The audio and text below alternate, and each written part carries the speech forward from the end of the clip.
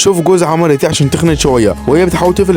الفستان ما بيقفلش عليها عشان تخنت شويه، وجوزها بيشوفها وبيقول انت تخنتي، وبتقول لا لا اكيد انت اللي جبتي مقاس اصغر، وبيقول لها لا ده مقاسك، والولا بتعصب يقطع لها الفستان بس عشان تخنت شويه، وبيقول لها انا قلت لك كذا مره ما تاكليش رز بلبن وانت شكلك كلتي، وبيقول لها انا حابسك هنا واقفل عليك لمده اسبوع عشان تخسي شويه دول. بس البنت اول ما بتسمع الكلام ده بتزق وبتوقع على الارض وبتجري عشان تهرب من جوزها المفتري، وجوزها بيجري وراها وبتركب الاسانسير مع ولد، وجوزها بيجري على السلم عشان يلحقها، والبنت بتخاف جدا، والولد اللي ركب معاها بيحاول يهديها وبتقول على اللي حصل معاها، وبياخدها وبيجروا وبيركبوا العربيه، وجوزها بيشوفها وبيهربوا بالعربيه في اخر لحظه، وبياخدها على المطعم وبتحكي له عن حياتها، وان جوزها لو شافها تخنق بس كيلو واحد ممكن يموتها من الجوع، وبياخدها على المطبخ عشان يعلمها الاكل بس ما بيعلمهاش، وبيفضلوا يلعبوا ويرموا على بعض دقيق وبيبداوا يحبوا بعض، ولما بتكون قاعده وبياكلوا بتيجي بنت وتسلم على الولد وبتبوسه، وبيفضلوا يهزروا مع بعض، والبنت بتتضايق وبتمشي، بس الولد بيشوفها وبيجي وراها وبيقول لها في ايه انت فهمت غلط، وبتقول لا انا فهمت كل حاجه صح، كل الرجاله خاينه، وبيجي جوزها ومعاه البوليس وبيقول له هو ده اللي خطف مراتي، والبوليس كان راح يقبض عليه، والبنت بتقول للظابط ده ما كانش خاطفني، اللي كان خاطفني بجد اللي هو ده جوزي، والظابط اخر ما بيذهب يقبض عليهم هما الاثنين.